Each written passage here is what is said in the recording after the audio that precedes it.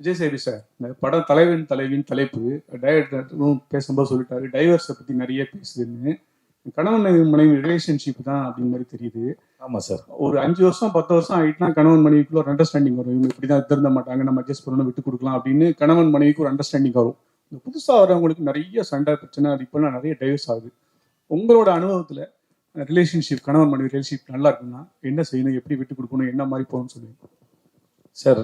முதல்ல இதுக்கு ஒரு பொதுவாக சொல்கிறதுக்கு எதுவும் இருக்கான்னு எனக்கு தெரியாது. ஏன்னா அது 2 பேருடைய தனிப்பட்ட பர்சனல். ஓகே. ஆனால் சில சமயம் நம்மளாம் முடிவு எடுக்கணும்ல, பண்ணிக்கலாம்னு தோணுது, சில சமயம் சண்டை போடலான்னு தோணுது. அது டைம் கொடுத்து பார்க்கலான்னு இருக்குது, வேகமாக இல்லாமல் கொஞ்சம் டைம் கொடுத்து பார்க்கலான்னு இருக்குது. அதுவுமே அவங்களுடைய சொந்த இதுதானே ஒரு முடிவு தானே ஒழிய வெளியிருந்து ஒருத்தர் சொல்ல முடியும். பட் அவசரப்பட வேணாங்கிறது தான் அதிகபட்சம், வேறு ஒன்றும் இல்லை. கொஞ்சம் டைம் கொடுத்து பார்க்கலாமா அப்படிங்கிறது.